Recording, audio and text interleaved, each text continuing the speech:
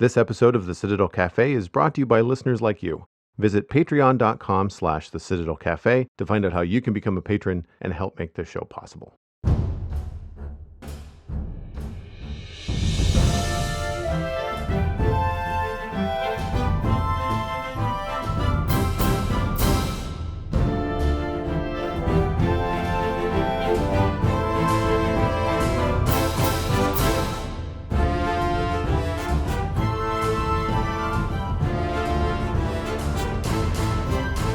This is the Citadel Cafe, episode number 356 for Wednesday, April 8th, 2020. My name is Joel Duggan, and the Citadel Cafe is where my friends and I hang out to talk about the geeky stuff that we are into. Back again, as he usually is, on the second Wednesday of the month, Mr. Lou Page from Zombies Ate My Podcast and at Binsley Zombie Lord on all the social media that matters is here this week. Welcome back, my friend. Thank you for having me. Always a pleasure. You folks are probably sick of having me in your ear holes because I just put out a new episode of the Citadel Cafe on Monday. We recorded late last week. Alistair and I did a 90-minute special on Picard Season 1, and I really enjoyed it. We had a number of technical issues with like sirens going by and some things that required some extra editing, so it took me a longer time to get the show out to everybody. But I really want to encourage folks to go back and listen to it, even if you have to first watch Picard, because I'm really happy with the episode. It was great to have Alistair on, and it's a really good series, and it was one of those few podcasts where we really didn't have any complaints. Like, we really couldn't gripe about it. It was more about just talking about how much we enjoyed Picard. Before we get into the meat of it, Lou, how did you see Picard? Have you watched season one? I have. I actually just finished it like the day your podcast released, and I was nice. Well, I got something I'm going to have to add to listen to later in the week. Right on. Now that I've finished it. Nice. Well, without getting into any kind of spoilers, did you like it? Like, how did you feel about the season? I loved it from beginning to end. And after we finished, that's all Erica has been watching since it ended, is she's rewatching TNG every night. I have had the same itch. Like, I haven't done it because I tried to get through that first Q episode and I couldn't do it. So I'm like still halfway through season 1. There's some cringy episodes, but it's not all bad. Yeah. Season 1 is rough. Season 1 is a hard one to get through. I remember trying to do it in university at one point, going like, nope, this is just, I can't do it right now. And then Voyager was on syndication and that was easier to watch. So that's where I hung my hat. But that's good. I'm glad that you liked it. I'm happy it's so good. Like, I'm happy that it's been so well received. In fact, I don't know if you guys talked about it because I haven't listened to the episode yet. But we're rewatching TNG, and it was a guy that in the show that they were looking for that created it's a plot point. His name is Maddox. Yep. He's in a season 1 or 2 episode of TNG. Oh, cool. I knew he was in TNG. I just didn't know he's the guy who takes Data to court and tries to force him to be dissected so he can figure out how he works. Yes. Yeah. No, I remember, and then Picard has to defend him in court. Nice. And that's the episode. And I was like, wait a minute. Hold on. Are you telling me that this show called all the way back to a season 2 episode? Yep, they did. Yeah. Yeah. Picard really is that deep in terms of a show and the things that they've pulled forward that they felt were poignant in Picard's life that we experienced in TNG, as well as some stuff that they've written in between the final film and Picard in terms of the Star Trek timeline.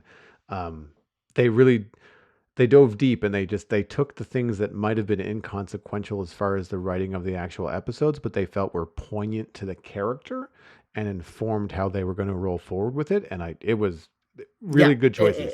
It was excellently done. I can't wait for the next season. Yeah. A little tidbit that I like to spread around because we did mention it on the show last week. And I know this only because Alistair knew this and he shared it with me. And unfortunately, I'm blanking on her name, but the actor that played Soji, she is the one singing Blue Skies at the end. Is she? Okay. Yeah. And I keep on meaning to look up more of her singing if I can find it, because she does such a lovely job. I do have a question, because I don't know how it works in Canada. How are you getting the show in Canada? I had to pay for Crave. Okay. It's internationally, I think it's on Amazon Prime. Internationally, it's probably on Amazon Prime. In America, it is on CBS All Access. And if you are in America, it is free for a month right now. Nice. Very cool. So that's how I got to watch it. Is I got it for free for a month. So And it's very watchable in a month. There's only 10 episodes. So, yeah, yeah, and if you've already been a CBS All Access subscriber in the past, they're still waiving you the month fee for this month. nice. So, CBS, All Access, and HBO are both lumped in with Crave because Bell has an Gotcha. unprecedented monopoly on everything in Canada as far as extended cable goes. I could get it for the base Crave subscription, which was $10 a month. They want Mhm. $20 for the Crave movies and HBO bundle, which Yeah, I only ever paid for Game of Thrones because of this podcast, and I just have not gone back. I don't. I know Westworld is back on HBO. I know Watchmen is good, but like I just don't have enough time these days, and I can't justify the $20. If Crave was like $5 or $6, because the TV shows on there, I don't care about most of them. yeah, But the movies I do, because Crave is where I think I can watch Spider-Man Far From Home if I wanted to pay for it. But yeah. I don't want to spend the $20 for the month. So I've canceled my Crave. It runs out at the end of April. And I'll be focusing more on Amazon Prime and honestly Disney Plus. They've got some new documentaries and things coming out as well. So um, before we get into the show, a little bit of housekeeping, as I normally like to take care of at the top. And that is to let everyone know that the Citadel Cafe is now on YouTube. 10 to 20 episodes are up now, starting with episode 300. All of the episodes have been uploaded. I'm just slowly going through and taking them from private listing to public listing as I double check episode titles, link to show notes, making sure that they're in the right order in the playlists, that sort of stuff. So you will get everything from episode 300 all the way up to this episode 356. I just have to catch up to where I am in terms of production. But once there, if YouTube is where you like to hang your hat, if you perhaps have the YouTube subscription, what's it called? YouTube Plus, YouTube something. I don't know. You can It used to spend. be it used to be red, but I don't think it is Yeah, anymore. it's you. If you spend the $2.99 a month, you can have YouTube going when you're with your phone in the lock screen, so you can just listen to stuff as opposed to have to watch it. There is no video, just to be clear. It's just an image of the show title card art that I do every week for the podcast, and then the audio plays. But I realize that some people hang their entertainment hat on YouTube. I certainly watch a lot more YouTube than I do Netflix or anything else these days. So if you're looking for that kind of thing to have on the computer in the background, if for whatever reason YouTube is easier to you, sometimes YouTube is the one thing that's easier to access when you're at work. Other things might not be so easy. So at that point, you can check out the Citadel Cafe on YouTube. You have to do a search for it, or we'll have a link in the show notes. There is no custom URL because we only have 20 subscribers. So if you go and if you want to leave us a sub, help me get up to I think it's 100 subs that I need. It's either 50 or 100, I can't remember, to get the vanity URL. And then it will eventually be youtube.com/the Citadel Cafe once I'm there, but we're not there yet. Speaking of, the other little bit of news is that the Patreon reminder that all barista cuts from 2020 are accessible to everyone that's a member on Patreon, not just the barista level. You can get them at the community minor level, which is the entry level. So that gets you into the Discord. It gets you access to the bonus episodes. We've got at least 3 of them so far this year. So there's extra content for those of you that are hanging out, working at home, and looking for some extra things to listen to over at patreon.com/the Citadel Cafe. And I'm glad that I've got you on this week, Lou, because I noticed this thing kind of circulating, I want to say a week and a half ago. Yeah, And I saw this headline too. I noted it down because I wasn't quite sure about it at first. But the more that I read about it, it actually sounds like a decent deal. And this is that the Epic Games store, or the Epic Games, has announced Epic Games Publishing. Game developers retain 100% of the IP and creative control of the game. Epic Games covers 100% of the costs up front, and after those costs are recouped, developers get 50% or more of the revenue. Sounds sort of quote unquote too good to be true, but I guess we have to wait and see what developers have to say about the experience after it is, where the fine print is and all the details. 50% or more is encouraging, though, considering what other platforms take. It is, but my only thing is I'm not a big believer in Epic. Right. They've got some shady business practices I don't really like. Hmm. There was a lot of news probably about a year ago where Epic announced that they were only going to take a 15% cut of your game versus the 30% that Steam takes. Right. And a lot of bad press happened for Steam that way. And the big thing is Steam said, yeah, no, this is the business practice across the board. This is what Microsoft and Sony and Nintendo do if you produce games for their console. That's why we've always done the 30%, because we view ourselves as sort of like the console for the PC. Right. And a lot of people have been like, no, Steam's just greedy. And it's like, no, they're just doing what everybody else does.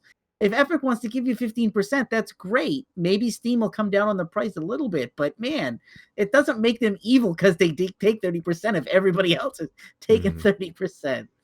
And I know from some articles I've read specifically about Epic as a developer, they love to reach out to indie developers and say, be an exclusive on our store. And if you don't take their exclusivity deal, they don't want you on their store. Right. It's a little hard baseball. Yeah, and they throw their weight around with, I'm not a, I appreciate some of the things that they do. I've had some personal problems with their launcher. I was an early adopter of Fortnite because it was zombie related and we needed to cover it for Zamp. Right. And literally within weeks of me creating the account, Fortnite wasn't even the Fortnite that it is. I had people trying to hack and steal my account within like a week. And they had no security measures like back in the early days. And I was like, really? Yeah. And I find too many companies are doing the quick patch job on security these days rather than launching with really tight, secure, properly handled, end-to-end kind of stuff for users. I have had a good experience with the Epic Game Store. I have downloaded a number of very cool free games. Yep, that's one of their big things is they get you with the free games. Well, you know what? I can't complain. Like I got Batman Arkham Knight, like the latest Arkham series for nothing. Like that's a $70 game. See, it's awesome for guys like you that haven't been having a Steam collection because everything they offer people for free, I'm like, man, I bought that 3 years ago. Yeah. Man, I bought that. I paid that 5 years ago. Yeah. That's great that they're giving it away to you for free, but nobody's buying it anymore. Yeah, well, and that's fine. But it's good for the casual gamer. Like, I mean, there's a little bit for everybody. I also do find that their sales can often be as good or better than Steam. For example, they have a spring sale on right now, and I want to say Borderlands 3 is half price. Like that's bananas. Steam was doing that like 2 or 3 weeks ago because it just came to Steam. Right. So right, because it was on an exclusive Epic deal for a while. They had to do 6 months, I think. So, and I mean, I'm part of the Epic Store. I got in there because of Satisfactory. Satisfactory is an indie developer. They have that exclusive content. It's a cheap game. It was $30 full price. I don't think I paid full price for it. I think I paid $20 for it around Black Friday or something like that. I treated myself. That's on sale right now for, it's not a lot. It's 15% off, but 15% off of $30 is only like $3 or $4. All right, so it's not the end of the day. I will say, so this other part of this news, I don't know if you covered it here. Let's see if it's here. Yeah, they picked up 3 publishers in the meantime while all this was going on, and they picked up Remedy, and I'm actually a really big fan of Remedy. So, I mean, as much as I don't like Epic, if they're going to let Remedy do what Remedy wants to do, I'll be very excited. Remedy's been trying to make a sequel to Alan Wake for years, and nobody will give them the money to do it because Alan Wake was kind of a critical success, but didn't make a lot of money. Right. So if they were to put out a new Alan Wake game, it would get me to download and reinstall Epic. And I think too that's that's Epic's strategy is. Like they have the money. Like they have the money pouring in from the Fortnites and the Borderlands and the what's the other one that was on there? And they have some overseas investments I'm not really fond of either. Well, all that kind of stuff. Politics out of it. Like when it comes down to the games, like they've got the loss leaders. They've got the massive. I don't want to play it because it's not my bag, but everybody else on the planet seems to be all over it kind of games. but then that allows them, if they, well, I mean, I can't say if. I mean, if the because the game developers are going to retain 100% of the IP and full creative control, then that does mean that potentially a project like Alan Wake could get funded, because it would just be, for the lack of a better word, epic PR for Epic Games to Yeah, say, we funded it, we gave them 100% of it. We'll get all the profits until it's paid off, and once it's paid off, we can start to pay it back. But this is the thing: like, at first that sounds bad, but at the same time, just because a studio is not earning any money yet because the revenue has not been recouped yet does not mean that that studio is sitting there twiddling their thumbs. They're potentially working on yet another game, while they wait for the other one to right. to reach profit.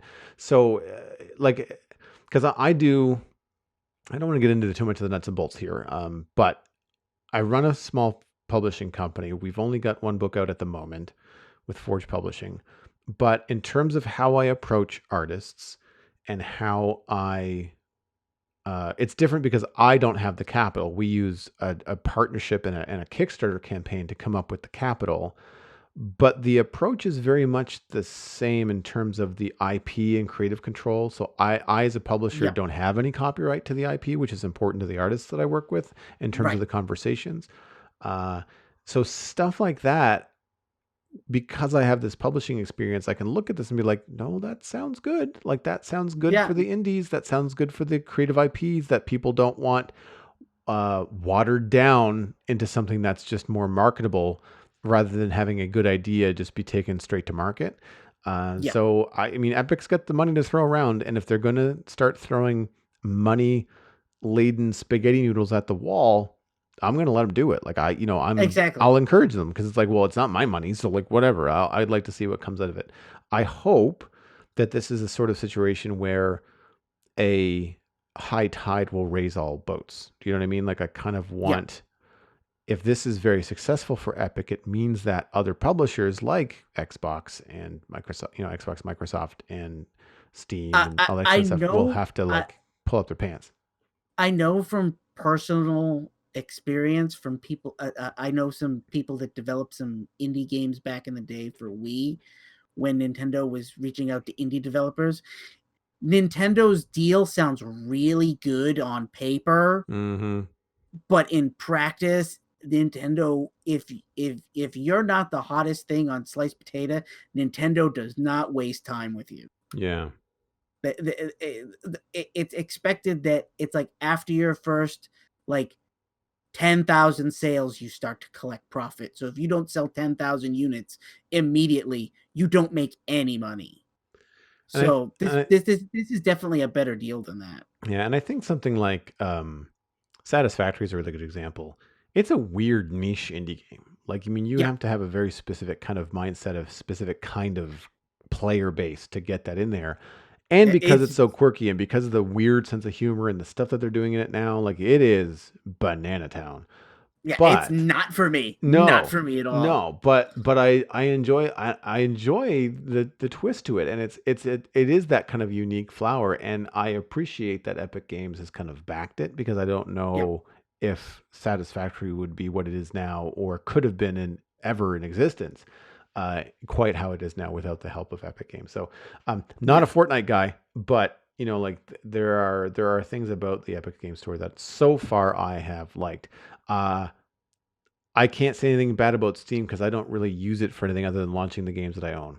Like, I don't mess around. I check it for sales now and again, but I don't really mess around with it too much. I really don't like the UI in Steam. So, No, they keep trying to make it better and they keep making it worse. yeah, exactly. Speaking of Fortnite and video games, though, we have a listener email from Jackson regarding the 3 favorite online games for us. Hello, Joel and his co-host, whoever it is. It's Lou. I was wondering what your top 3 favorite online games are. Personally, mine are No Man's Sky, which I just got, Minecraft, and finally Fortnite. And just so everyone knows, you can like both. There's usually a division between Minecraft and Fortnite online. Love the show, Jackson. Thanks so much for the email, Jackson, and good question. And I like that you've got some pretty. I want to say they're diverse, but they're also similar in terms of No Man's Sky, Minecraft, and Fortnite. I'm glad you're enjoying No Man's Sky. I really like No Man's Sky. I did find it got repetitive for me, but I also know that they've had a lot of recent updates in the last month, and so there's some cool stuff in there that I want to go check out as well. Um, I'm gonna start with you, Lou. Where if you're to choose three of your favorite online games, well, no order not important. Like however you want to just lay them out. I can't say order in any way, shape, or form. I'm not a huge guy that plays a ton of online games. I'm very much a solo kind of guy. I played Overwatch for a really long time. Uh, but then when they started rebalancing characters week to week, I kind of was like, okay, this is my end point here for me. I'm Well, tired of having to relearn a character every week, Well, I so don't I'm know. done. I mean, he said online games, but like No Man's Sky, while yes, it's connected to the internet, is not necessarily a multiplayer game all the time. Minecraft is both a single player and an online game, and Fortnite is only online, I guess. So he's kind of skirting the line. So if you've got something that's kind of like in between, Um, I will say the game I've been playing recently with my friends, I almost actually added it to the list of things that I was going to talk about today. Is there's a weird game called Strange Brigade. okay. It's by the guys who did uh the zombie Nazi army trilogy games where you're sniper elites in World War II shooting Nazi zombies. And it's those games are really bad, but they're fun in a bad sort of way. They're janky and broken. And they put out a game last year called Strange Brigade, and it's like a Indiana Jones game you play with your friends where you're exploring a fictitious like pyramid that has mummies and skeletons and other things, and you kind of shoot the skeletons, solve puzzles, and kind of work your way through the game level by level, and it keeps score for you and does a bunch of weird stuff. It's fun, and my friends and I are going to probably play through it 2 or 3 times before we're done, but when we're done, we're done. Yeah, the once is enough sort of the, thing. this kind of we played through on normal. We're gonna probably play through on hard, and then there's like a super hard, and we'll probably play through each of those, and then we're done. Yeah, yeah. So that's But so that's one. that's really fun. That and I like I said, I also played Overwatch for a while. I really like Overwatch for a long time, not so much anymore. And I'd say that I can't come up And with any three. I mean, online I zombie games? Like, did you play anything where you team up with Ryan? Like, do any like um co-op, Left 4 Dead or anything like that?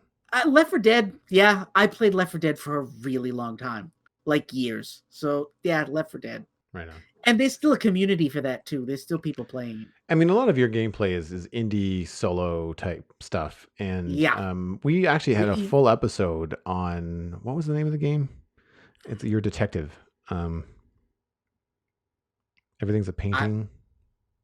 oh It was just before Christmas, I think. I'll look it up. I can't. Not a big deal. Oh, Um, Disco Elysium. Disco Elysium. Thank you. Yeah, it was like many people's game of the year for 2019. So Yeah, yeah. Disco Elysium. If you're looking, because Jackson, I think Jackson might be a younger individual. I don't know. So check with your parents before taking out Disco Elysium if you are on the young side. Yeah, no, that game is as cool as much of it sounds like it'd be pretty good for everybody. There is some content in that game that was not appropriate for children. No, exactly. So that's comes with a hashtag, but um, it's the kind of a slower pace game like No Man's Sky, Minecraft is. Fortnite I wouldn't exactly call it slow pace, but Minecraft and No Man's Sky can be pretty chill, so that might be something to look at. Speaking of Minecraft, Minecraft is of course at the top of my list because of the just sheer amount of time that I've spent into it. It's really part of my job now, with the Spawn Chunks podcast that I do with Johnny every Monday. But I really enjoy it. I really enjoy setting the pace. If I want to do technical stuff with Redstone, I can. If I want to do more aesthetic building or landscaping, like there's so many different things that you can do based on your mood in that game, which I really enjoy. And I really like the online component. I don't like playing Minecraft by myself.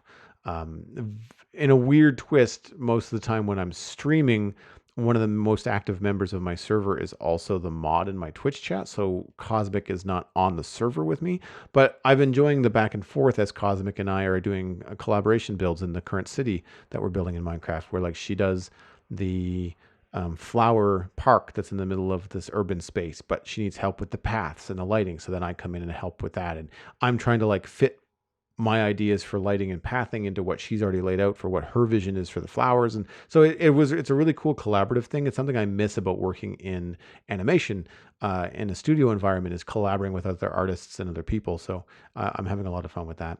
I also spent a lot of time in World of Warcraft, and I miss it. I don't have the time, but in dealing with some of the conversations that I've had recently about Dungeons and Dragons, about world building here on the podcast, talking with other people about what their plans are for their Minecraft world. Like, I really miss the immersion of World of Warcraft. I'm also reading Chronicles Volume 2. I haven't gotten far enough into that to talk about it on the show yet, but it's on my nightstand. And that just the thick lore that World of Warcraft has was just so encompassing and so fun. And I wish I had the time to keep up with that. And then last but not least, I really enjoyed the Borderlands franchise. I'm trying to cover like the three different kinds of games that I like, creative, open world, sandboxy stuff. MMOs. I like MMOs. I'm a MMO guy when I have the time. Unfortunately, as an adult, I don't usually. But then Borderlands, I spent a lot of time playing like Call of Duty and Medal of Honor and all that kind of stuff coming up when I first got into PC gaming. But Borderlands was just that weird mix of like my comic and cartoon sensibility and what I like in far as pulp culture goes, put into a first person shooter that I found just hilarious. I played Borderlands 1 twice, I think, first on Xbox and then second on PC. And then Borderlands 2, I never did finish it, but I'm a completionist, and I took so long to try to play through the game that I never did finish it. But when I did get in there, when I did have time to play, I really enjoyed it. And I miss that kind of, it's got that like loot grind thing going, plus it's a first person shooter, plus it's hilarious. It's got a great mix of everything. Yeah, and again with the adult content on that one too. There's some not so subtle jokes about all kinds of things in Borderlands, so you got to be careful of that. It also is pretty violent, whereas No Man's Sky and Minecraft, they're pretty cartoony violent. I mean, Fortnite's violent, but as far as I know, there's no blood. Is there blood in Fortnite? Do we know if there's blood in Fortnite? I don't remember. I don't know. I haven't played since the early days. But there's like headshots and stuff too. Like it's a first person shooter type thing. So that kind of stuff. Now, sidebar, if you're looking for something that has a lot of that content, it's not out yet, but on May 26th, Minecraft Dungeons is coming out. And Minecraft Dungeons is basically Minecraft meets Diablo. So if you like dungeon crawler, grind for the next best sword, bow, whatever, and you like Minecraft, you are going to love Minecraft Dungeons. I've spent a couple hours this week playing. I'm in the closed beta thanks to Minipacks, a member of my community. I have, there's a single stream up for Monday morning, my very first time in the game. I have a 2-player co-op session that I did Monday night with Pixel Riffs with Johnny from the Spawn Chunks. We got on and played together. Got into some huge dungeons, huge. And then I did another stream just today, actually. And I did some single player stuff on my own. And that we were taking a little bit more seriously, and we were upping the difficulty today. Like we were at like level 4 difficulty or something like that. And it gets hard. I didn't die, but like many times by the skin of my teeth did I get out of a fight. Having spent a fair amount of time in Diablo and really liking Diablo, but finding it very repetitive. So far, I don't find Minecraft Dungeons very repetitive because everything is procedural. So your above ground levels and your below ground levels are all different every time you play them. Some rooms are the same, but they'll be in a different location and connected in different ways. Also, there's a really deep enchantment system. It's an easy to pick up but hard to master game. So you might pick up a weapon and it'll have 3 enchants. You can only choose one. Once you choose one, that's your enchant path for that weapon. So like say it's a sword and you're going to use fire. You can't then backtrack and change to ice. You kind of have to make that decision off the get-go. But each weapon, depending on its rarity, has the ability to have potentially 3 different enchants on it. It all depends on which ones you pick up. You can scrap them, you can get your points back, but you can't reset that weapon. I'm finding it really fun. So at the end of every play session, when I have all my loot, we're going through in camp and we're like scrapping the crap weapons and we're kind of leveling up and we're figuring out what enchants we want. And what's so neat about it is, unlike Diablo, and I'm just using Diablo because it's an easy comparison that most people know. Where in Diablo you choose your class, monk, barbarian, wizard from the get go. In Minecraft Dungeons, your class is based on your gear. So if you are not liking being the front man with armor and a sword and you much prefer to be a bow, all you have to do is just To change switch. your weapon. Just focus more on weapon. And even really everyone carries a bow and everyone carries, a melee weapon. It's just a matter of how your enchants and how your armor augments that. So like I'll have wolf armor that gives me more ranged attack, like by 30%. Or I'll have mail armor that will give me like way more defense and then way more melee damage. So obviously those two armors are meant for either a tank or a damage dealer. And so you can kind of tweak your loadout based on what gear you've picked up and based on what playstyle you like. Now, Pixel Riffs and I on Monday, we're kind of comfortable doing either. And there's a couple of points in the VOD where you can see that we switch back and forth because for a while, he didn't have any armor. We started new characters. And so when he didn't have any armor and I did, I was up front. And then when he had armor and he had some very fast weapons, he was up front.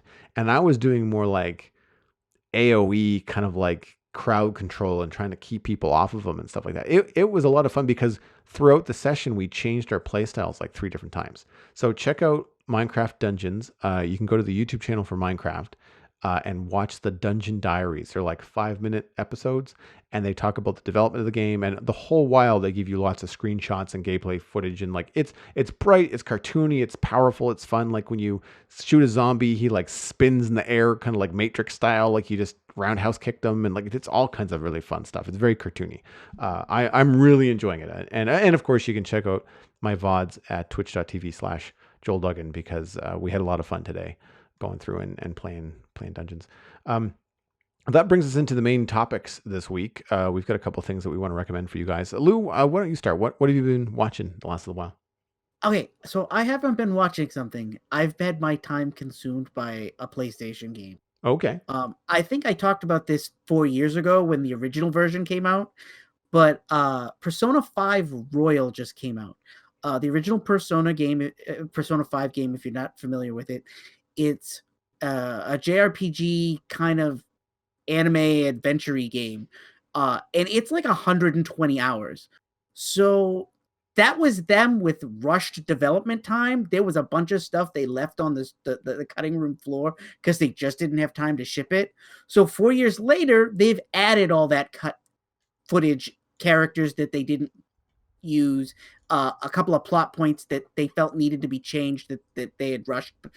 And they've added 30 to 40 more hours of gameplay. Wow. So that just came out about a week ago, and that's been consuming me pretty much almost every night when I'm done with work. They do not hesitate. I was worried that I was going to have to play like 20 or 30 hours before I meet the new characters, before the new plot points start revealing themselves. In the opening sequence where you're kind of introduced to the story and the characters, you automatically start meeting new people. And Nice. and I was like, oh, okay. And even some of the early plot points are changed to involve these new characters. So I was really excited about that. For those of you that don't know, the basic premise of Persona 5 is you're a high school kid that screwed up somebody. You tried to rescue some girl from what was basically a bad situation, and instead the guy accuses you of assault and gets you in trouble, and now you're being sent to kind of like a reform school. Or it's not necessarily a reform school, but you're having to go to a school out of the small town you grew up in because it's going to affect your reputation. And as a transfer student, you end up in this school, and right away, one of the teachers is revealed to be like a bully, and he's kind of abusing kids and maybe even possibly trying to pick up high school girls, but he's a real sleazeball. But the school loves him because he's a former Olympic gold medalist. And nobody will believe anything that's going on with him. And then magically, this is where Persona goes into its weird tangent, is a door appears on your way home that's not like kind of floating in midair, and you kind of get drawn to it, and you're introduced to this guy named Igor. And Igor says, "Oh, you're special, and you can change the minds of people, and you're going to go on a great adventure, you and your friends." And lo and behold, you get exposed to, you have a different persona, and you end up with magical powers, and you can go into the villain's mind palace and change their heart and make them repent their evilness. And each villain you encounter in the game is another person that is involved in the story, like the school teacher that's a sleazeball. You go into his mind where he sees the school as his palace and he's the king. And then you go through the dungeon and kick the king from his throne and break his heart. And then he, the next day, shows up at school and tells everybody what a sleazeball he is and how he was beating students and blackmailing other teachers and doing all these awful things. And then he goes to jail. Yeah. And throughout the course of the game, you go to school every day where like teachers will ask you questions, and that affects some of your stats in the game. If you're smart, your knowledge skill will go up. If Sounds you like go, Fire Emblem. yeah, it kind of a little bit. And then as your hero can collect other monsters in the dungeon, and they can become your new persona. And you and while all of your other team members have fixed personas. So you're kind of the jack of all trades, and they all have like a role. Like there's somebody that uses fire spells, there's somebody that uses ice spells, and everything is kind of elemental based. Yeah, there looks like I did a quick Google search, and there's a bunch of characters. One of them looks like she's like a redheaded Zorro. Yep. There's a redheaded Zorro. There's a girl in a cat costume. The main character is sort of like in a trench coat and a mask. Yeah, he's got like a white mask with like black One circles around of his the eyes. characters wears a skull mask. Another one wears a wolf mask, and it's really well written. If while we're in a time where socializing is not really what's going on, Mm-hmm. this works great because it's like going to school every day, Right. talking to people. It's like, oh wait, I'm gonna go play my game for a while, and my wife just looks at me and goes, Yeah. all right. And she's sitting over there and she's like, what are you doing? And I'm like, I'm going to school. And she's like, Yeah, well, I mean, it's a role playing game, right? I mean, like it's you're going through and making these character based decisions. It's something that I always really liked about Mass Effect. I mean, Mass Effect was obviously a heavily action game, but it also had those decisions that you made on the ship, with who you talked to and what decisions and what dialogue trees you chose would end you in certain positions Right. socially in terms of your relationship with your crew. And this looks to be something very similar. And I see a lot of JRPG games that are like this, where they just say, and the one cool thing about it is you basically do play out an entire year of school. mm-hmm. And you probably go into the dungeon like once a week to go into somebody's mind and corrupt them, decorrupt them and whatnot. And then the rest of the game is you literally like going out throughout like regular day life, where it's like, oh, today I'm going to help the guy that you have a guy who's supervising you. He's sort of like your, like, because you've been in trouble with the law, he's kind of like your guardian, and he runs a coffee shop, and you can go with him and spend the day with him, and then you up the skill that's related to him. So when you pick up personas that are related to every character you interact with is given like a tarot card, and all the monsters are based on a tarot card kind of thing. Okay. And every time you pick up monsters that are related to his tarot card, they now receive buffs because you've become friendlier with him. This sounds right up Megan's alley. Like if I'm thinking of one other person that is probably already playing this, and why I haven't heard from her in a little while, it's probably Megan. Yeah, no, this is definitely, I think, this would be up Megan's alley completely. Right on. I'll send her a link after the show and tell her that you talked about it. It looks cool. Like, I mean, I'm not normally a big anime fan, but I have to say, like, the Mind Palace stuff is unique. That sounds really, really interesting. One of the things they fixed with this game is that a couple of the dungeons were way too long. One of the last dungeons is like 5 hours. Oh my gosh. And people were like, no. And it doesn't let you heal and it doesn't let you replenish your magic throughout the dungeon. So by the time you get to the end and you're fighting like the final boss of the game, you're like, you have no magic left and you have no skills left to use. And you're like, really? Now I got to fight the hardest guy in the game with nothing. Yeah, I don't like punishing game design. And they said the reason they did that was they got rushed to finish the game, and that was the last thing they were working on, and they didn't think about it till it was already being released. So they fixed a bunch of that stuff. So. Oh, that's cool. So it sounds like an overall like better experience or improved experience. It's a way better experience. Right on. Well, speaking of adventures, I don't know if there was any mind palaces, but it's certainly something that the older brother would have talked about in Pixar's Onward, which I watched over the weekend. And this is now on Disney Plus. It's ahead of schedule, where most people are, of course, spending a lot of time at home. You'll see a lot of places like Disney Plus and other online media streaming services releasing their content ahead of schedule. And especially things like films that were meant to be in theaters are coming to streaming a lot sooner. But this was only just in theaters in February, I think. It might have even still be in. It might have still been in theaters in March when everything kind of switched and I went on its believe head. it was still in theaters in March. Yeah, but I have to say, it's a great story of two brothers, their relationship, and an adventure that they go on to spend one last day with their dad. And the writing is really the show stealer here. I I mean, it's got great animation, some laughs, some pop cultural references. Like, you got to pay attention to every last little bit of dialogue. Tom Holland and Chris Pratt are the two main dudes, the two brothers. Okay. Chris Pratt, he's got such a distinct voice, he's kind of hard to unhear. And the older brother, the personality is not so different than most things you've seen Chris Pratt in. However, Tom Holland as the younger brother melts away. You don't think at all about Spider-Man, doing the voice for this kid.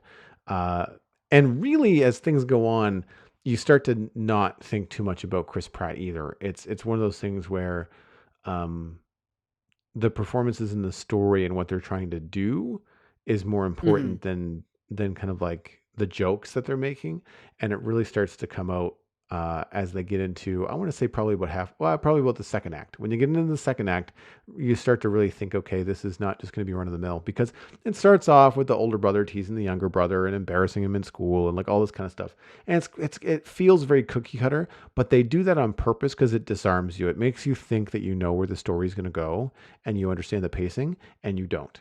And I think that they do an excellent job of keeping you in a comfortable spot just long enough that you let your guard down, and then they throw you a monkey wrench and you go, oh, okay, that's how they're going in this direction. I did not anticipate that. And it makes sense, and it's character driven. Nothing, I'm going to say this with an asterisk because I only just watched it once, but nothing that I recall happened where I felt like it was because the script said so. This is something that the movie in general was just so character driven and so fun to follow along that you're not ever really pulled out of it.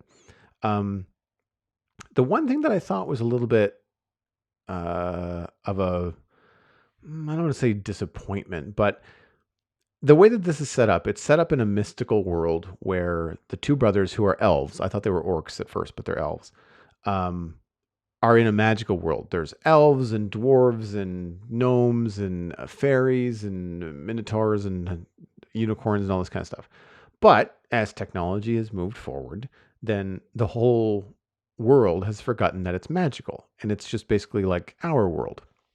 Right. right? So everybody drives cars. The older brother drives a van, and it's like an old beat up van, and he's wants to be in a band, and he plays D&D. Like he's got all these great pop culture references in it, and throughout the series, you start to get more and more, not the series, throughout the movie, you get more and more magic coming back into it because of what they're trying to do, because of a letter, because of basically a will that their dad has left them.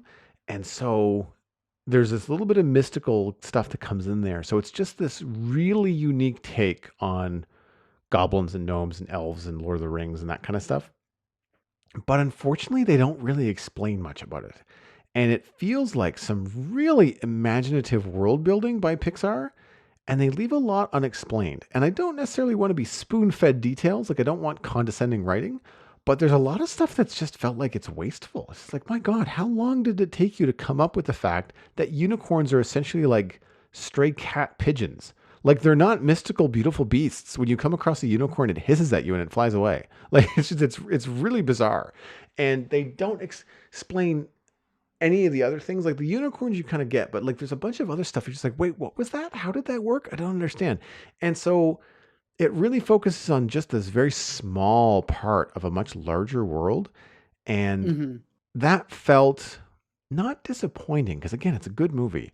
It just felt, uh, it really felt like you wanted more, but you never got it. And it does sort of hinge on how they handle this movie. I won't get into any spoilers here, but an example of how a movie that has this overlay of unique world building that's done very well and explained more fully would be Disney Animation Studios' Zootopia. Very similar. It's all animals with a modern society, right? Similar kind of premise, Right. just instead of fantasy, it's all animals. But Zootopia, they really kind of communicated all that to you, and it wasn't that hard to kind of grasp. Whereas this, they don't really spend much time on it at all. It's mostly about the road trip that the boys go on. And the screenplay was by Dan Scanlon. I believe it was also directed by Dan Scanlon, yeah. And so here's the fun part about this. It's actually based on a bit of a true story between Dan Scanlon and his brother. So the adventure that the two brothers in the film go on is very similar to the relationship that Dan Scanlon and his brother have. And he Hmm. didn't tell him. So he made this feature film based on their lives and then didn't tell his brother as kind of a gift for him. And I say that because I found out about that ahead of watching it, and knowing that this Makes it movie, better. oh, so not, it's already a good film, but then knowing it's based on some true life experiences and the relationship that this director has with his brother, I mean, it's a Pixar film, so get ready for some real heartfelt, really poignant, uh I guess, statements about lives and families and relationships and love and death and time and all this kind of stuff. Like it's just so well done. Uh Deceptively wrapped in what sounds like a, Scooby-Doo adventure, right? Like if you watch the trailer, it's they've got like 70s and 80s music going. Like the soundtrack is really unique. Like there's of course the, orchestral, adventure soundtrack, but there's also all this metal, there's all this rock and roll that's kind of put in there, because whenever they're in the van, the older brother is just jamming out the tunes. And so it's got that kind of twist to it. Uh, I did not expect it to end the way that it did, but it's incredibly satisfying. And I'll say no more because I don't want to spoil it for anybody. But absolutely fantastic character arcs, like just spot on. Uh, I'm a Scanlon fan now as far as the director goes. Like I'm very curious to see, not only looking up what he has done previously, but what he's doing next. I want to know what's next on the radar, because I'm very curious. This was, I believe, the first time I've seen him direct anything, and I'm yeah, I'm very curious to see what else is going to happen with I will this. say this. I am not the biggest Pixar fan. I Hmm. am not a fan of the Toy Story movies and a couple of their other things. But every once in a while something comes across and I go, "Ooh, I need to see that," and it's Pixar, and this is one of those ones that I've been kind of floating around with. No, So it's good. Like you might have sold me. it's probably the least Pixar, right? Because like the other films, they have the slow setup, then they've got the very rudimentary plot. Like Toy Story plots are pretty simple. You know, they're good films, Yeah. but they're pretty simple. Same with Bug's Life. Same with Finding Nemo. I really like Incredibles, and I really liked Coco. Did you watch Coco? I did not see Coco. Yeah, you'd like Coco, I think. Just because it's so different. I liked Zootopia. Okay, so if you like Zootopia, I think you'll like this. This has got more of a Disney Studios vibe to it than it does a Pixar vibe. If that Gotcha. makes any sense, Yep. because essentially we're moving into a timeline, a age in Pixar where a lot of the original film directors are not around. John Lasseter not around. Uh, Pete Docter is still directing. His stuff has got a very different flavor. I can't remember the guy that. No, Wreck-It Ralph is Disney. I mean, it's all Disney, but in terms of like separating Disney, Pixar, you've got Disney that does Frozen and Zootopia, and then you've got Pixar that does all the other stuff that everybody knows. Um, but there's one other, Andrew Stanton. So Andrew Stanton is another one of the older guard, I want to say, that is still doing stuff. But I feel like some of the directors that are coming up in Pixar now are different, Hmm. and you're getting some different films. And this kind of feels like this weird mix between Pixar, DreamWorks, and Disney. Like it just has this. It has bits of all of them.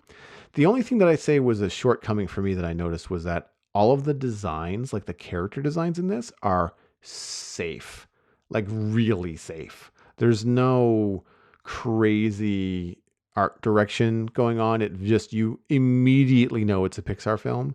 It Hmm. sort of looks like the characters from uh, what's the one about the emotions? Inside Out, where they Yep. all kind of look homogeneous. Like Yeah. this is like that. Like it's same with Incredibles. Like a lot of the people kind of have that same basic structure, except for the main characters. Main characters Incredibles are all very different, but all the like the public, they all kind of look the same. The Yep. main characters in this, they all kind of have a very similar vibe. Even when you're crossing species, which is weird. Like there's a centaur and there's a I can't remember the name of the beast that has like a scorpion tail and a lion's head. It's manticore. So like even the manticore, who's a very different character, still kind of looks like all the other stuff that all the other characters. So there's this weird underlying structure that feels, again, very safe. They didn't push any boundaries. Like, I mean, if you look at Kung Fu Panda and how different every character is in that in terms of scale and design and shape language, this is all pretty bubbly. Um, so yeah, so there are some things there where I did kind of notice that, but only because I was sitting there thinking about it afterwards to write about it for the show, for the Gotcha. podcast. But yeah, no, I highly recommend it. It's obviously not a long watch. It's like 90 minutes or something. It's, it's a regular kind of Disney Pixar feature film, but on Disney Plus. So if you're a member of Disney Plus, if you're subscribing there, then it's ready for you now to go check it out. And the other thing that I've been watching is just a very quick recommendation. I cannot review it because I've only watched one episode, but Tales from the Loop is an Amazon Prime original series, and that is now available on Amazon Prime, or Prime Video, I should say. Episode one, I watched it. It's weird, extraordinarily well produced, incredibly different pace from most of the things you're watching right now. I'm hopefully curious. It's based on a series of paintings and writings by artist Simon Stulhang. I hope I'm pronouncing that name right. Stollenhag, I think, is how it's pronounced. Think Norman Rockwell if he was painting alien structures and robots in like Midwest America. So really interesting stuff. There's a tabletop role playing game based on his art and a lot of his writings, and this is Mystery Science 3000 meets The Twilight Zone meets art film, and it's just weird, but in a delightful way. It's When little I X this Files, you know. when this was announced probably like a year or two ago, I was like, okay, this is something I'm going to keep an eye out for. But now I'm going to stay completely out of the loop on it. And then I just saw this show up on my Amazon Prime the other night, and I was like, oh, that's that weird thing that I was going to pay attention to when it gets closer. I guess it's out. Is Erica an X Files fan? Yes, I think the two of you would like this. I It's bet we would. it's the kind of show that raises questions, doesn't answer those questions. The music is brilliant. I think it's Peter Glass that did the music. But there's just like, or was Peter Glass the one that did the music for? Hold on, I might be conflating two different things. Box office budget. I'm just looking at. Okay, good. So I thought Peter Glass was the one that did the music for Onward, but no, Peter Glass is the name that I saw on screen for Tales from the Loop. Um, like it's just got that. It's really chill. Like it's not a horror series. Gotcha. It's really chill. And so if you're looking for something to just kind of chill out with a significant other to watch, I would recommend it. Um, like, how did you find out about it? I was in a news feed I have set up on my phone Hmm. that showed up like a year or so ago about weird things that are going to be coming to streaming, and this was one of the ones mentioned. Yeah, it's really unique. And that feed is based on board games, so Right. I'm assuming it had something to do with the fact that there's a board game related. Yeah, from the Wikipedia article, Tales from the Loop is an American science fiction drama television series based on the eponymous art book by Swedish artist Simon Stellenhag. The series premiered on Amazon Video on April 3rd, so it's brand new. Yeah, All 8 episodes of the first season were released simultaneously.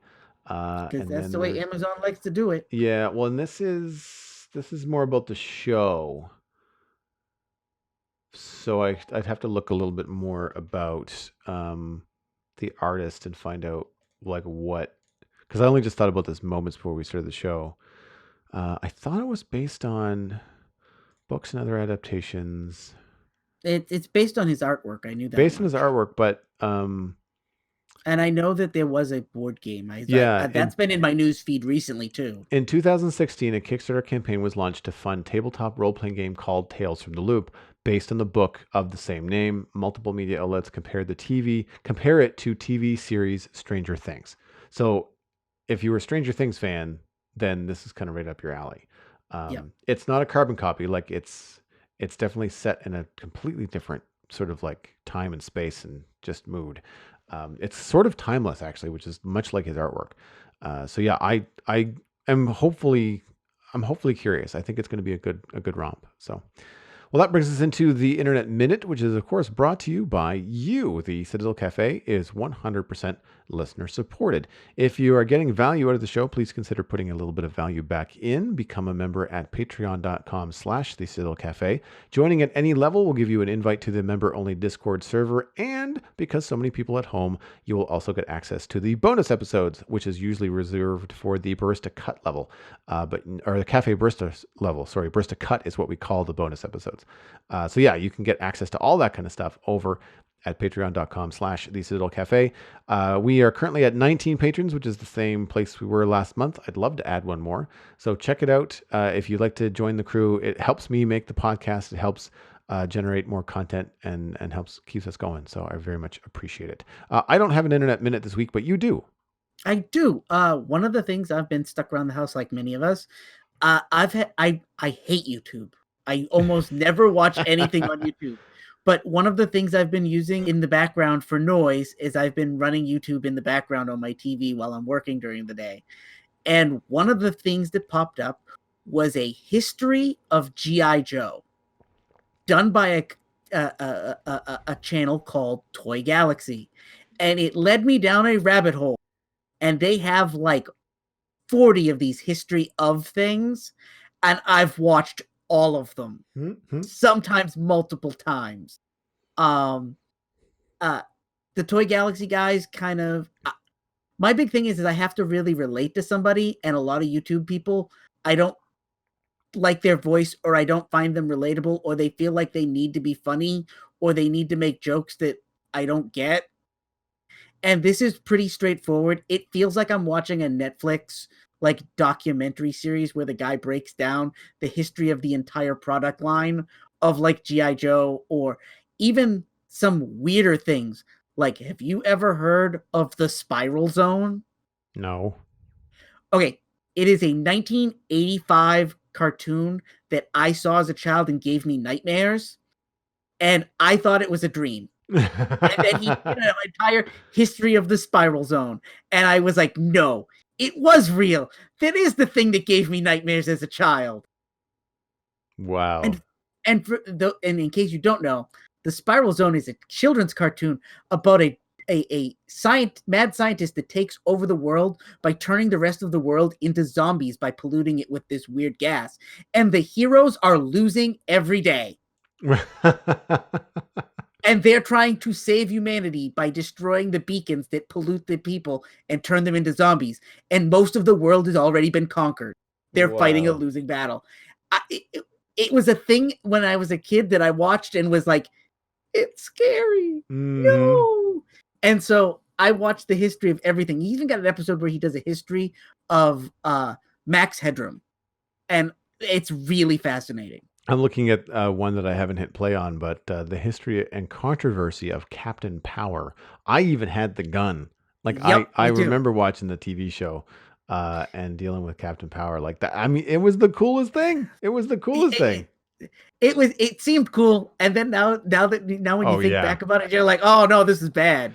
Well, but the fact that you could interact with your television at that time felt Yeah, crazy. definitely worth a watch. It's a rabbit hole that I fell down, and I spent the entire day watching it. That wraps up this episode of the Citadel Cafe. You can find more info about the show and links to some of the things that Lou and I talked about at thecitadelcafe.com. Music for the show was, of course, composed by Kevin MacLeod. You can email us at thecitadelcafe@gmail.com. Find us by name on Twitter and Facebook and subscribe on iTunes, Android, Stitcher, Spotify, and now YouTube. Don't forget to subscribe there so I can get that URL. Word of mouth is the easiest way to support the show. Normally, I'd say poke a friend in the arm, but instead wave from across the street, maybe shout, and let them know that the Citadel Cafe is a cool place to hang their podcast hat. My name is Joel Duggan. You can find everything I am doing online, including my illustration and design portfolio at joelduggan.com. If you are interested in hiring me, then just drop me a line right there through the site. You can also go check out thespawnchunks.com, my podcast about Minecraft. And we have a lot of fun over there talking about Minecraft dungeons this week. New snapshot coming out as well, so there's lots of news at thespawnchunks.com. Today, I will point you towards twitch.tv/Joel Duggan. I'm Joel Duggan on all social media, but I'm spending most of my time these days on Twitch, where I'm playing games like Minecraft Dungeons, and doing some live drawing too. So check that out. Lou, where can people find you online? Easiest places to find me is my podcast, Zombies Ate My Podcast, where last week we covered Zombieland 2 Double Tap. A very entertaining movie, especially if you like the first one. They had a lot of fun coming back to it 10 years later. Other place you can find me is anywhere on social media under the name Busy Zombie Lord. You've been listening to the Citadel Cafe, where we are fast, easy, and cheap, but you can only pick two.